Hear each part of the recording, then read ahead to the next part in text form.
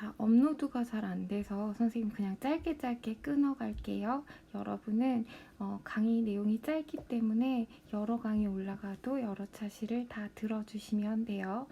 교과서 93페이지 방어작용을 시작하겠습니다.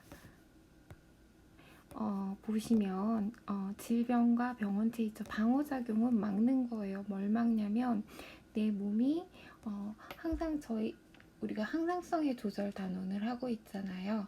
외부 자극에 대해서 항상 끊임없이 변할 때 내 몸을 살아가기 적합한 상태로 만들어주는 작용들을, 일련의 작용들을 했었죠. 그런데 그럼에도 불구하고 내 몸이 정상 상태로부터 벗어나면 나는 병에 걸렸다라고 얘기하고, 이러한 질병으로부터 내 몸을 보호하는 거, 막는 것을 우리는 방어작용이라고 해요. 그러면 질병에는 어떤 것들이 있는지 먼저 살펴보도록 할게요. 질병은 일단 전염되지 않는 게 있고 전염이 되는 게 있어요. 전염이 되지 않는 거를 우리는 비감염성 질병이라고 하고, 대표적으로 고혈압이나 당뇨나 대부분의 암 같은 경우도 비감염성이라고 생각하시면 돼요. 그래서 이러한 비감염성 질병 같은 경우는 유전적인 요인이나 환경적인 요인, 생활 방식 등에 의해서 뭐라고 딱 원인을 규정할 순 없지만 복합적으로 나타난다라고 생각할 수가 있고요. 내가 당뇨병에 걸렸다고 해서 이 당뇨병이 옆 사람에게 옮겨지냐, 그러면 전염되지 않는다라고 얘기할 수가 있겠네요. 반면에 감염성 질병이라고 하는 거는 타인에게 전염되는 질병으로, 감염성 질병이 나타나는 거는 무언가 나한테 병을 일으키게 하는 원인 물질이 들어왔기 때문이에요. 나한테 병을 일으키는 원인 물질을 우리는 병원체라고 설명할 수 있는데, 병원체의 대표적인 예로 세균이나 바이러스나 원생동물이나 곰팡이나 내지는 뒤에 나와 있겠지만 변형된 프라이온 같은 경우가 병원체라고 생각하시면 돼요. 그래서 이제 우리는 병원체의 종류와 특성을 한번 구별을 해볼게요. 일단 우리가 생명체라고 하면 가장 기본 구조가 뭘로 구성되어 있어야 돼요? 세포로 구성되어 있어야 했죠. 그러면 이 세포라고 하는 거는 기본적으로 누구를 가지고 있어야 돼요? 유전 물질을 가지고 있어야 되고, 여기에서 물질 대사가 일어나기 위해서 리보솜 같은 세포 소기관을 가지고 있어야 되고, 얘네가 너무 멀리 떨어져 있으면 안 되니까 세포막이라고 하는 구조물로 이들을 가둬야 되겠죠. 그리고 나서 물질 대사 결과 불필요한 노폐물은 막을 통해 나가고, 물질 대사에 필요한 어떤 물질들은 세포막을 통해서 이동해 온다라고 생각을 하시면 돼요. 이게 가장 단순한 세포의 구조예요. 이 방금 그린 거는 뭐가 없어요? 막성세포 소기관이 없죠. 아주 단순한 구조이기 때문에 역할을 분업화시킬 필요는 없어요. 우리가 이렇게 유전물질 핵산은 있지만, 핵산이 세포 소기관, 그러니까 세포막에 의해 막성세포 소기관이 아니라 그냥 세포질에 노출되어 있을 때 우리는 원시핵이라고 해서 원핵 세포라고 얘기를 하시면 돼요.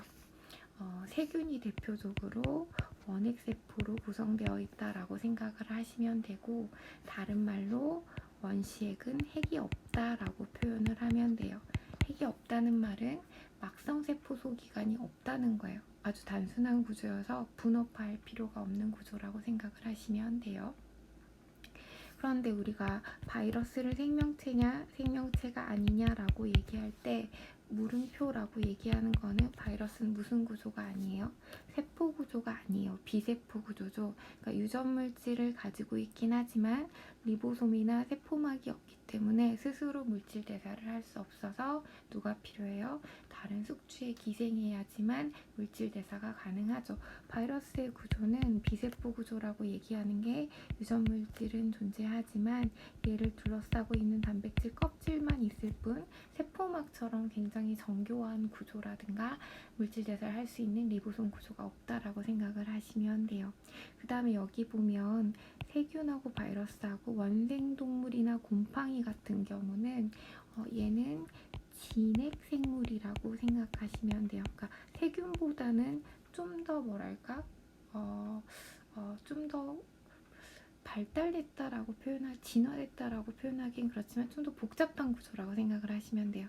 좀 더 복잡한 일을 하기 때문에 분업화가 잘 돼 있고 막성 세포 소기관에 의해서 뭐 미토콘드리아라든가 아니면 소포체라든가 골지체라든가 이러한 구조물들이 좀 더 발달되어 있고 당연히 이러한 막성 세포 소기관이 생기니까 유전물질이라고 하는 핵산 DNA도 세포 소기관에 의해서 막혀있죠. 우린 얘를 핵막에 의해서 둘러싸였다고 하고 다른 말로 핵이 있다라고 표현을 하죠. 다시 한번 언급을 해보면 얘는 비세포 구조예요. 바이러스는 얘는 핵은 존재하지 않고 단세포 원핵 생물이라고 표현을 원핵 세포라고 표현을 해주시면 될 것 같아요. 일단 원생동물하고 원핵 세포하고는 달라요.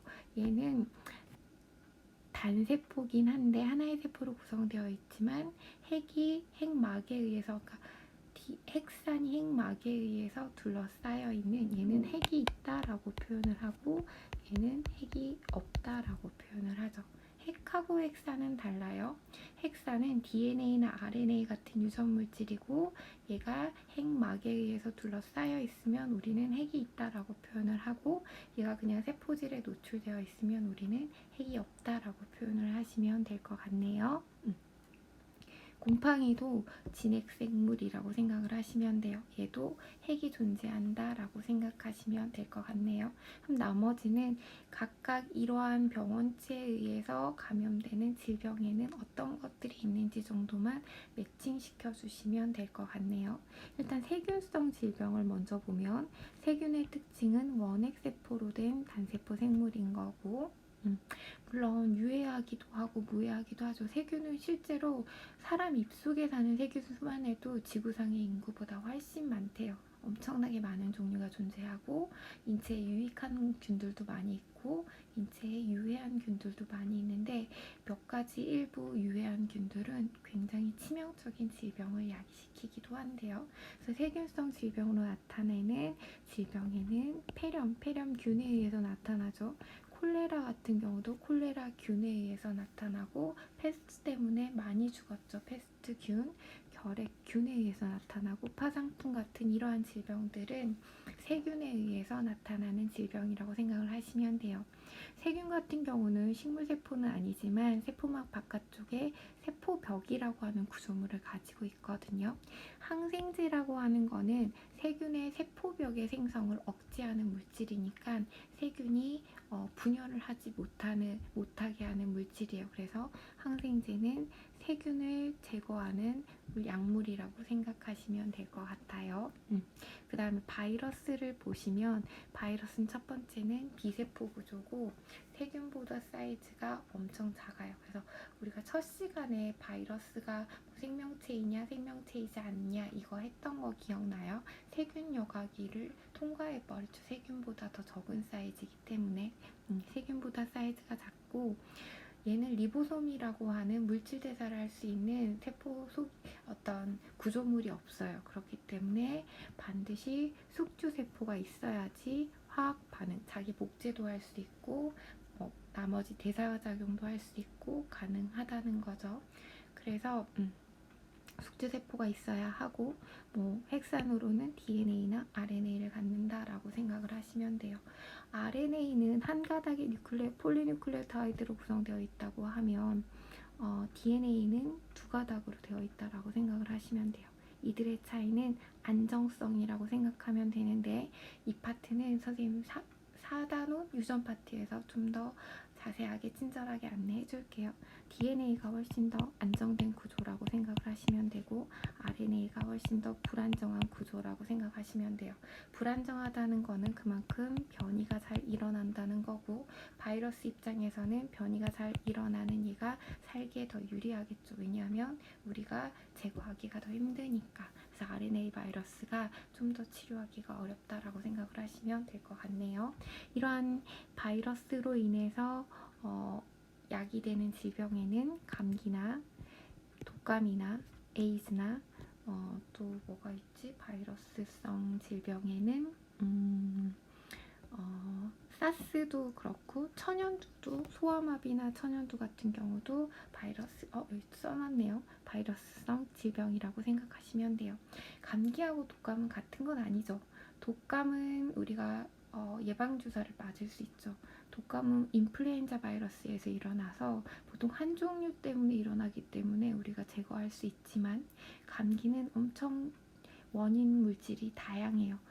200종류의 바이러스, 코로나 바이러스도 감기 바이러스고 리노 바이러스도 감기 바이러스고 이렇게 생각을 해주시면 될 것 같아요.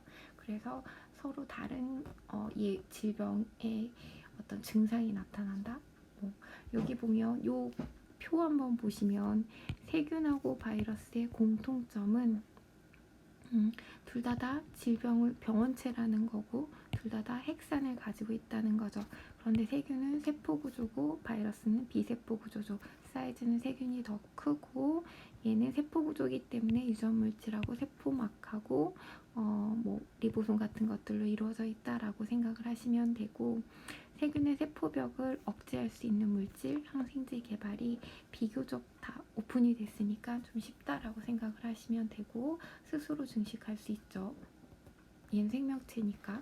그런데 바이러스는 유전물질하고 단백질로 이루어졌지만 우리는 비세포 구조다라고 얘기를 하죠.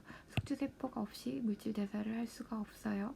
그리고 나서 얘 같은 경우는 세균을 제거하는 물질을 항생제라고 하면 바이러스를 제거하는 물질을 항바이러스제라고 하시면 돼요. 바이러스는 특이성이 있어서 아무 생명체나 감염되는 게 아니라 어떤 숙주세포의 수용체에 바이러스 단백질 껍질에 있는 물질이 결합할 수 있어야지만 침투가 가능해요. 항바이러스제는 이 결합을 막아주거나 이 물질을 어떻게 변형시켜주거나 이런 물질이 항바이러스제라고 생각을 하시면 되는데 변이가 잘 일어나기 때문에 이걸 만들기가 좀 어렵다라고 생각하시면 돼요. 그리고 나서 이제 원생동물하고 곰팡이를 보면 얘들은 진핵생물이에요. 무슨 말이냐면 핵산이 막성 세포 소기관에 둘러싸여 있다고, 즉 다시 말해서 얘는 핵이 있다라고 표현해 줄 수 있겠네요. 핵이 있는 병원체에 원생동물이나 곰팡이 같은 게 있는데 원생동물은 대표적으로 어떤 매개 곤충을 통해서 들어온다라고 생각을 하시면 돼요. 말라리아 원충이라고 하는 원생생물은